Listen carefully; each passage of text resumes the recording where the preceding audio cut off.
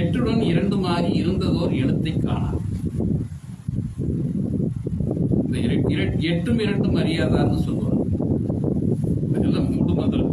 இது ரகசியமா தான் பேசணும், ரகசியமா தான் சொல்லிக் கொடுக்கணும் அப்படின்னு எல்லாம் முன்னோர்கள் வகுத்துக்கிறாங்க. காடதுக்கும் மூடதுக்கும் ஞானம் உரையாது. 4 ஆணவத்துக்கு உடையவனுக்கு ஞானத்தை சொல்லி கொடுக்குறாரு. ஏன்னா அந்த ஞானத்தை வச்சு 4 ஆணவத்தால உயிர்களுக்கு தீங்கிழைப்பான். பிரம்ம வித்தையை கொடுத்தோம்னா, பிரம்மாஸ்திரத்தை கொடுத்தா பிரம்மாஸ்திரத்தை வச்சுட்டு தீமைக்கு பயன்படுத்திடுவான்னு சொல்லி சொன்னாங்க. அந்த மாதிரி இப்ப இந்த 8 2 இருந்தோர் எழுத்தை காணார். தமிழ் எழுத்து இப்போ 1ன்னா இப்படி நியூமரிக்கல்ல பார்த்தீங்கன்னா 1, இது 2, 3, 4ன்னு எழுதுறோம். எண்கணிதம். எண்ணும் எழுத்தும் கண்ணனத்தரும். இப்ப எண்ணுங்கிறத எழுத்துல எழுதலாம். தமிழ் எழுத்துல வந்து எண்கள் இருக்குது. உகரம், இது உகரமா ஊனு போட்டோம்னா உகரம், அதுக்கு 2ன்னு பொருள். ஆணு போட்ட அகரம், அதுக்கு 8ன்னு பொருள். நீங்க நல்லா கவனமா கிரகிச்சுக்கணும். இது தவிர்த்து வேற நீங்க சொன்னாலும் அதுக்குள்ள வைக்கியப்படுத்திக்கலாம். புரிதல், ஒரு தெளிவு. 8 2 எனக்கு எதுக்கு? தற்போதைய காலத்தில் படிக்கிறவங்களுக்கு 8 2 நான் படிச்சு என்ன பண்ண போறேன்? 8 2 இத்தனை காலம் 8 2 தெரியாம வந்துட்டேன், இனிமேல் 8 2 தெரியலன்னா ஒன்றும் பிரச்சனை இல்லை அப்படின்னு நினைக்கிறது உண்டு. ஆனா கண்டிப்பா அது முடியாது. யோக ஞானத்துல உண்மை உணர்ற போது எழுத்துக்களும் அந்த எழுத்தினுடைய ரகசியங்களும் கண்டிப்பா தெரிஞ்சிடும். அப்ப 8 2ன்னா தமிழ் எழுத்துல ஆணு போட்டா 8, ஊனு போட்டா 2, அகர உகரம். 8 அகரம்ங்கிறது 8, உகரம்ங்கிறது 2. 8 2. இது கூட மகரம் சேர்த்தும் போது ஓங்காரம். அகர உகர மகரம் தான் ஓங்காரம். ஓங்காரத்தை பிடிச்சா 8 2 மாறும். 8ங்கிறது உடல்ல அவரவர் உடலை அவரவருடைய ஜான், இது ஜான்னு சொல்றோம். இதான் ஜான். நீங்க அவரவர் இதை கணக்கு எடுத்துட்டு இதை 8ஆ எடுத்து அளந்து பாருங்க. 8 ஜான் தான் இருக்கும். அது எவ்வளவு உயரமா இருந்தாலும் சரி, எவ்வளவு குட்டையா இருந்தாலும் அவரவர் கையில இது ஜான்னு சொல்றோம். 8 ஜான் தான் இருக்கும். ஒவ்வொருத்தருக்குமே இந்த சங்குல இருந்து மேல உயிரினுடைய மையத்து வரைக்கும் 8 அங்குலம் தான் இருக்கு. இந்த ஒரு ஜான் தான் இப்படி வச்சீங்கன்னா கண்டிப்பா ஒரு ஜான் அவரவர் கையில எடுத்து வச்சோம்னா ஒரு ஜான் 8.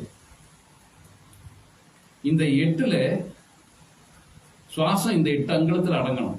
இந்த 8 ஜான் இருக்கிற இந்த உடல்ல 8 சுவாசம் தான் இந்த உயிருக்கு இருக்குது. இந்த 8 தெரிஞ்சிருக்கணும். இந்த 8ல இருந்து வெளிப்படக்கூடிய சுவாசம் 1 உயிரிலிருந்து மூக்கின் வழியா வெளியே போற சுவாசம் 1, இன்னொன்னு உயிரிலிருந்து மேல் நோக்கி உயரமா போற சுவாசம் 2 சுவாசம். அப்ப இந்த 8 அங்குல சுவாசம், உயிருக்குண்டான 8 அங்குல சுவாசம் தெரிஞ்சிருக்கணும். அந்த உயிருக்குண்டான சுவாசத்துல ஒரு சுவாசம் வெளியே போறது இந்த வழியா, இன்னொரு சுவாசம் வெளியே போறது மேல் நோக்கி இறைவனை நோக்கி.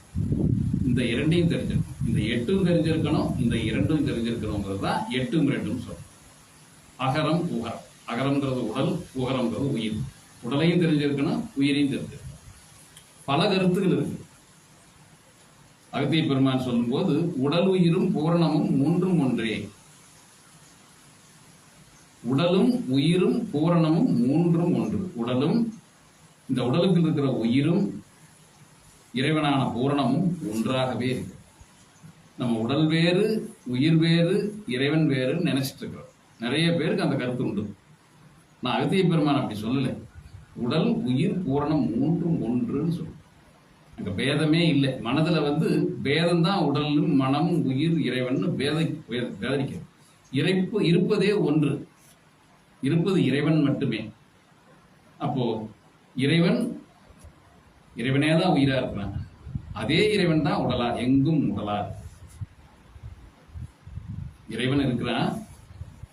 அந்த இறைவன் தான் எங்கும் நிறைஞ்ச உயிரா இருக்கு.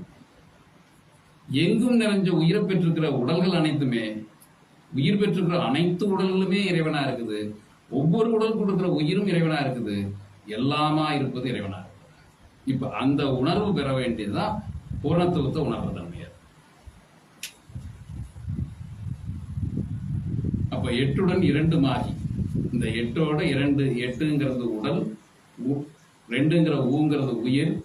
அந்த உயிரானது உயிர் மையத்திலிருந்து உச்சி வழியா சுவாசம் வெளியே போச்சுன்னா, இந்த எட்டிலிருந்து இந்த உயிரானது வெளியே போச்சுன்னா ஓங்காரமா அண்டம் பூரா பரவி. இந்த சுவாசம் நம்ம மூச்சை வெளியே விட்டுறோம், உள்ள எடுக்கிறோம், வெளியே விட்டுறோம், உள்ள எடுக்கிறோம், இப்படி இருக்குது. எப்போ உங்களுடைய சுவாசம் உயிரிலிருந்து இந்த வழியா வெளியே போறோமோ அதுக்கு எல்லையே இல்லாம போயிட்டே இருக்கு. இது புரியுதல் கொஞ்சம் கஷ்டம். அது சுவாசமா போறதில்ல, சுவாசமானது அப்படியே ஒளியா மாறி, இந்த பாடத்துல பார்த்துருப்போம், வானாகி மண்ணாகி வழியாகி ஒளியாகி, வழியாகி ஒளியாகி. மனிதனுக்கு வழிங்கிறது காற்று, அந்த காற்று மனிதனுக்கு சுவாசமா இருக்குது. இந்த காற்று வழியானது ஒளியாகி, எப்ப ஒளியாகும்? உங்களுடைய சுவாசத்தை உள்நோக்கி செலுத்தினீங்கன்னா ஜீவனுக்கு போய் சேரும். ஜீவன்ல ஆன்ம ஒளி, ஜீவ ஒளி இருக்குது.